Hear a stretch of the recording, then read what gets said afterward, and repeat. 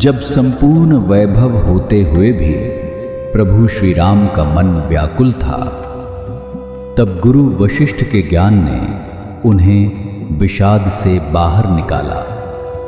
सुनिए बकुल जी की वाणी में।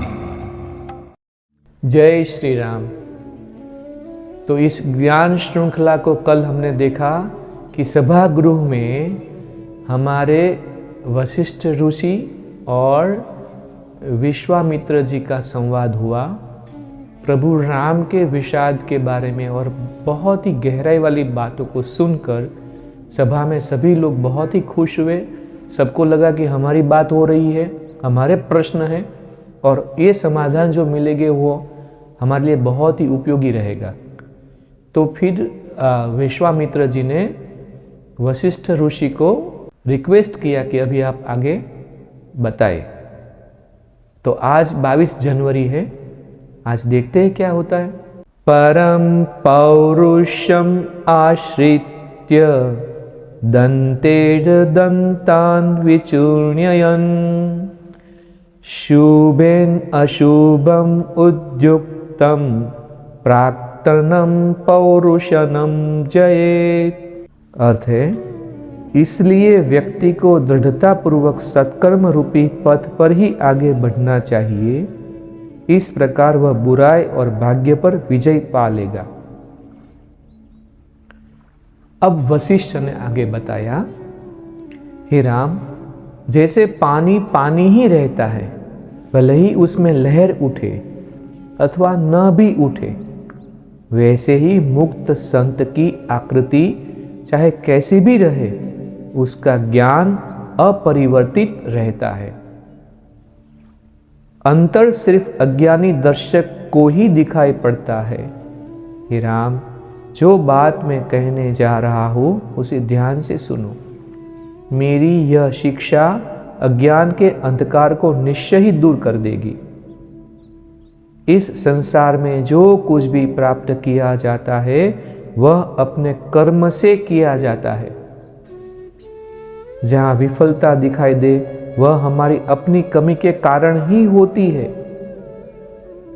और जिसे भाग्य कहा जाता है वह दिखाई तो नहीं पड़ता, परंतु है वह मन गढ़ंत ही। स्वकर्म मनसा वाचा कर्मणा होता है, और ऐसे संत की शिक्षा के रूप में होता है जिसे धर्मशास्त्र का ज्ञान होता है। ऐसे ही कर्म के फलस्वरूप इंद्र स्वर्ग का राजा बना, ब्रह्मा सृष्टि का रचयिता बना, और इसी प्रकार अन्य देवता भी अपने अपने उच्च पद प्राप्त कर सके। सब कर्मों के हिसाब से ऐसा हो रहा है, ऐसा अभी वशिष्ठ जी बता रहे हैं। स्वकर्म की भी दो कोटियां हैं। एक का संबंध पिछले जन्मों से है और दूसरे का इस जन्म से। वर्तमान कालिक कर्म पूर्व जन्मों के कर्मों के प्रभाव को जोरदार ढंग से निष्क्रिय करता है। मैं दूसरी बार पढ़ना चाहूंगा, ये आप ध्यान से सुनिएगा।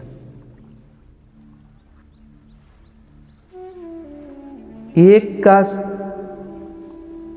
स्वकर्म मनसा वाचा और कर्मणा होता है, और ऐसे संत की शिक्षा के रूप में होता है जिसे धर्मशास्त्र का ज्ञान होता है।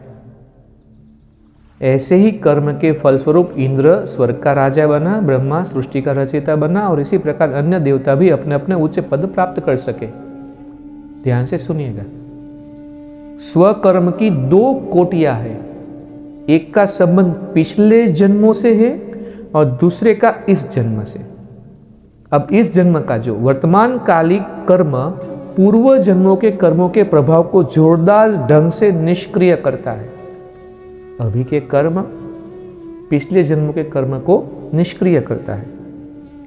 भाग्य पूर्व जन्मों के स्वकर्म से भिन्न कुछ भी नहीं है। भाग्य किसे कहा जाए? और कुछ भी नहीं है। जो पूर्व जन्म में कुछ भी कर्म किए हैं वो अभी जो भुगतना है उसको भाग्य बोलते हैं। इस जन्म में दोनों के बीच निरंतर संघर्ष चलता रहता है। और इन दोनों में से जो अधिक प्रबल होता है उसकी विजय होती है। अब देखिए, बताया कि पूर्व जन्म के कर्म और अभी के कर्म, इस जन्म के कर्म, उसमें जो ज्यादा प्रभावशाली होता है वो या तो दूसरे जो जन्म के कर्म होते हैं उनको दबा देता है, प्रभावित कर देता है, और जो प्रबल होता है वो विजयी होता है। जो स्वकर्म धर्म ग्रंथों के अनुसार नहीं होता वह भ्रम से प्रेरित होता है। ऐसा भी बोला कि जो स्वकर्म धर्म ग्रंथों के अनुसार नहीं है वो सब भ्रमणा है। जब स्वकर्म के सफलीभूत होने में बाधा आए तो देखना चाहिए कि कहीं वह भ्रम प्रेरित तो नहीं। दोबारा पढ़ते हैं, जब स्वकर्म के सफलीभूत होने में बाधा आए तो देखना चाहिए कि वह कहीं भ्रम प्रेरित तो नहीं है ना। अगर भ्रम प्रेरित है तो वो धर्म ग्रंथ के अनुसार नहीं है। अगर ऐसा हो तो उसे तत्क्षण सुधार लेना चाहिए। ऐसा हो भी सकता है तो हमें तुरंत सुधार देना चाहिए।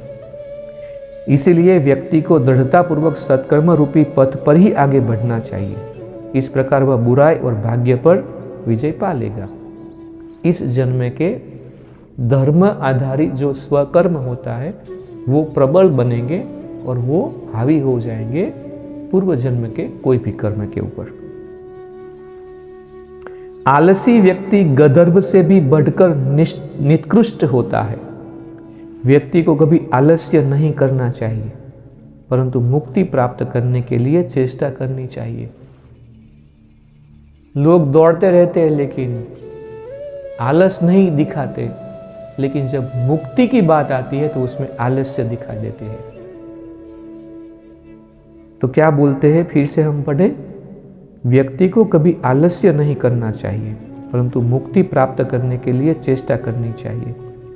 उसे देखना चाहिए कि जीवन का ह्रास हो रहा है, मतलब जीवन कम हो रहा है। व्यक्ति को मन रूपी इंद्रिय भोगों में उस तरह मग्न नहीं होना चाहिए जिस तरह कीड़ा मवाद में मग्न रहता है। गोबर के कीड़े जैसे उसमें रेंगते रहते, ऐसे व्यक्ति को अपनी इंद्रिय भोग में इतना रत नहीं रहना चाहिए, क्योंकि जीवन तो कम होता जा रहा है। जो व्यक्ति कहता है ना कि भाग्य मुझे घसीटे ले जा रहा है, वह मूढ़ है, मूर्ख है, और भाग्य देवता उसका परित्याग कर देता है। अतः अपने प्रयास से ज्ञान प्राप्त करना चाहिए और इस बात की अनुभूति भी करनी चाहिए कि स्वकर्म ही हमारा अंतिम उद्देश्य नहीं, बल्कि अंतिम उद्देश्य है सत्य की प्रत्यक्ष अनुभूति करना। यदि आलस्य रूपी बुराई का भयावह स्रोत इस धरती पर न होता तो यहाँ अशिक्षित और निर्धन कैसे होते। सबसे बड़ी जड़ आलस्य है, ऐसा बोले। अगर आलस्य जैसी चीज नहीं होती तो यहाँ पे कोई अशिक्षित भी नहीं होता और कोई निर्धन भी नहीं होता। आलस्य के कारण ही इस धरती पर लोग गरीबी का जीवन, दयनीय और पशुवत जीवन व्यतीत करते हैं। कितना दोष दिया है आलस्य को। फिर वापस जो कहानी सुना रहे थे वाल्मीकि जी के पास आए। वापस वाल्मीकि जी ने कहा, सांध्य प्रार्थना का समय हो रहा है और आज की सभा यहीं विसर्जित होती है। वो भी तो कथा सुना रहे थे, तो फिर उन्होंने बोला आज यहाँ पे विराम देते हैं। सांध्य, आप सब लोग, मैं आशा रखता हूँ कि आप सब लोग अग्निहोत्र करते होंगे। अगर त्रिकाल नहीं करते हैं, संध्या नहीं करते हैं, तो फिर अग्निहोत्र तो जरूर करना चाहिए। तो आज इस ज्ञानवाणी को यहाँ पे विराम देते हैं। बहुत बहुत आभारी हूँ मैं आप सबका कि इस ज्ञान के शेयर करने में मेरे भी ज्ञान में बहुत ही पॉलिशिंग हो रहा है। और कल फिर इस महाग्रंथ का आगे की श्रृंखला में हम आगे बढ़ेंगे, क्या होता है। तब तक के लिए जय श्री राम। इस ज्ञान यात्रा में हमारे साथ बने रहने के लिए चैनल को सब्सक्राइब करें और बेल आइकॉन दबाएं।